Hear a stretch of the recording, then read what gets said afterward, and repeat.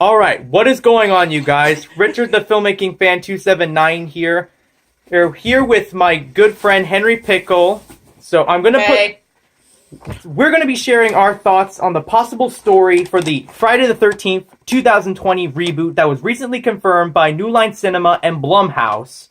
Now, number one, I want to know something. I want to know your inside thoughts on Michael Bay's 2000 reboots, and number two, I want to know how you expect this reboot to turn out. Because if they're going to go down the road of recreating the feeling of the suspense of the original movies and the original concept of Jason Voorhees being a basic human and not a frickin' demonic force, like, you know, a demon, I think it'll be great. Michael Bay's reboot to me was a pretty decent and watchable horror remake, but not really the best Friday the 13th movie. Okay, so my thoughts first. Yeah. Okay. My thoughts on Friday the 13th, 2009. Well, I've seen 2009 reboot of Friday the 13th. It was okay. I mean, it wasn't horrible, but it was not as good as I thought it was. Actually, wait a minute. Oh, crap. Can we restart this? No, I'm not. Okay. Let's just... I told you not to bang the table. Anyway, so 2009 Friday the 13th reboot, I actually liked it. It was okay, like, it was actually pretty good. It's watchable the first time, but after the second time, you start to predict what's gonna happen. Yeah. Especially if you haven't seen Friday the 13th very often, like I have. But, that's my thoughts on it. And I would agree on the 2000, oh, you go first. You go next. Alright. I'm excited for the reboot because, to me, this will be the perfect resurrection to this franchise. I think it'll be way better than those junky-tush movies known as Jason Goes to Hell, The Final Friday, and Jason X. Because here's the thing. The original concept of Jason being a regular serial killer on a bloodthirsty rampage for vengeance at Camp Crystal Lake was, like, probably the best type of concept. Okay, let's go to the second one.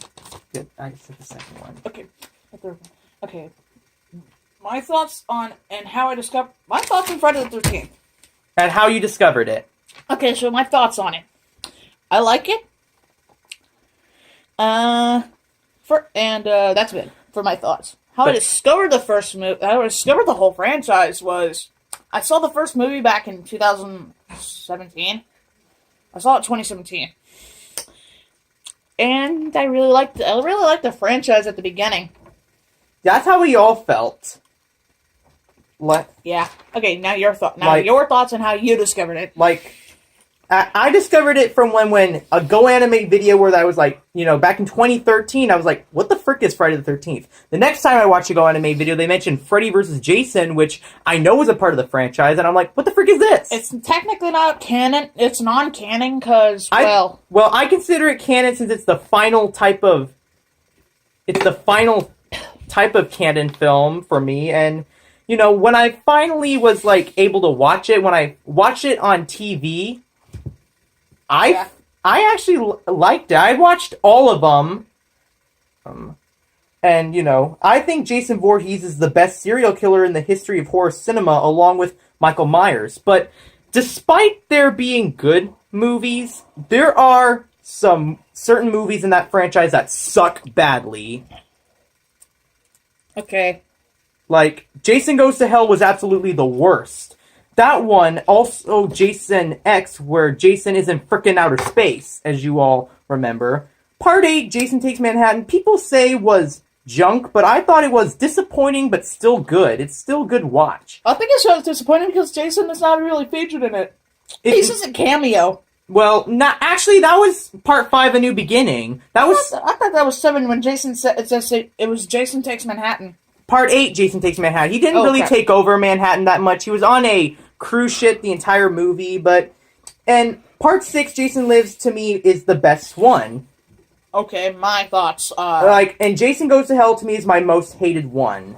It's the one you hate the most? Yes, the one I hate the most. If you hate Jason Goes to Hell? Yes, Jason wasn't even in it that much. He was only there. It happened again. Jason was not in the movie that much. He was there for the beginning, getting blown up. For the rest of it, he switched in people's bodies through this type of slug thing, and he got resurrected by the end, and then he was dragged to hell. Freddy Krueger makes a cameo, and that's it. So that set up Freddy versus Jason. Okay. The one I liked the most. The one I liked the most was Part 6. Wait, what's Part 6 named? Jason Lives. Oh, Jason Lives.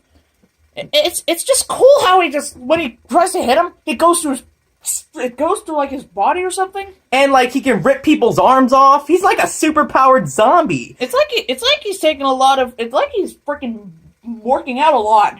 And even though he's been dead for like ever since his last appearance in the final chapter, Part 4, making certain Vision cameos in Part 5, while that was actually an officer named Roy Burns trying to be Jason because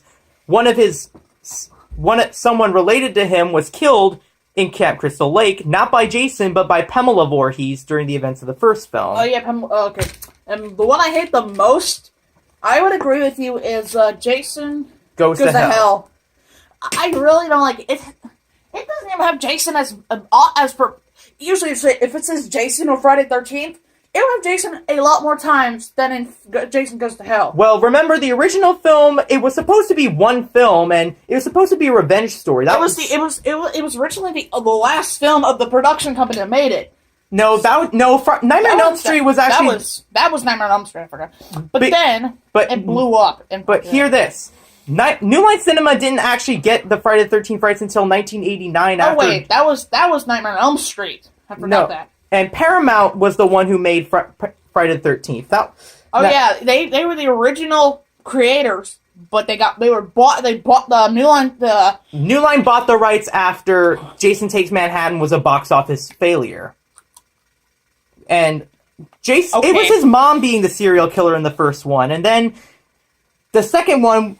We didn't know it was Jason until his face was revealed. Okay, which horror remake? Hold on.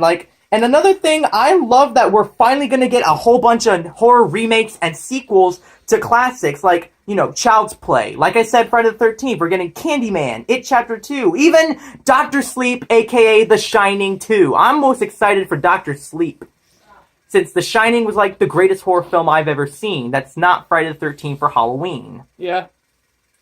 Okay, what horror movie, remake, or sequel you're most excited for? More like you're most excited for, because I already gave my thought. Yeah. Oh, crap. I think I'm most excited for is Child's Play. Yeah, the trailer recently dropped, and I haven't seen it yet, but I'm going to actually do a reaction very soon. So Same. Anyway. Okay. Seriously, the first movie was scary as freak. Like, let's not forget that the music and Jason's was scary as the devil, too. Because wait.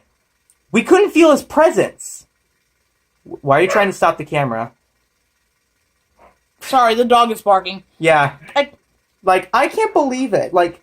At first, that was supposed to represent Pamela's, but when we got into Part 2, for the rest of the series, it represents Jason's presence. And Part 2, we didn't know it was Jason until we saw his face at the very final scene, very similar to Pamela. Okay.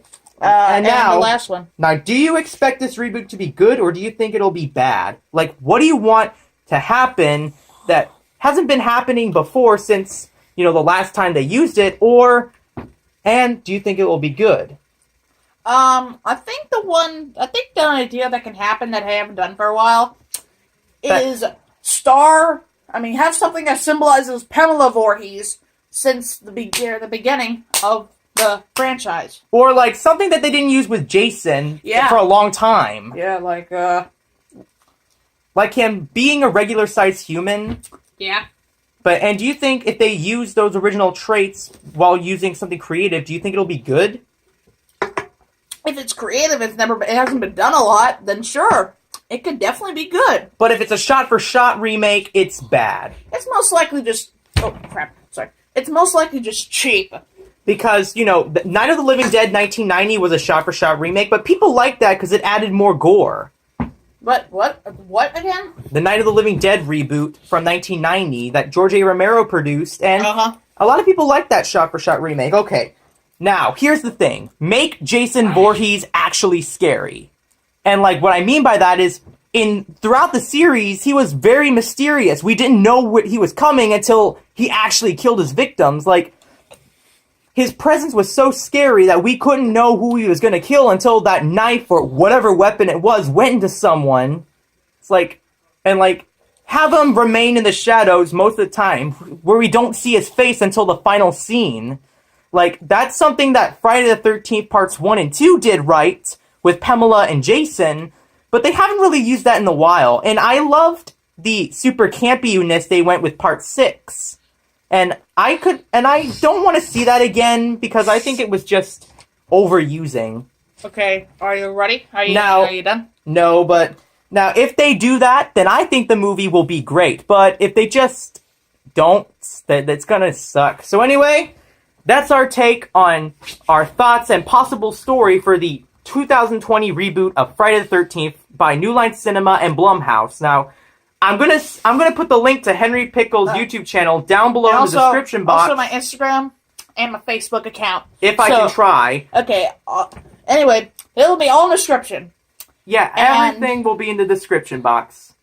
So have a good day. So Richard the Filmmaking Fans 279 saying goodbye. And if you like this video, click subscribe to get Pattersonized. And click the like button. And also subscribe to me too. And don't forget to subscribe to both of us so you can get Pattersonized.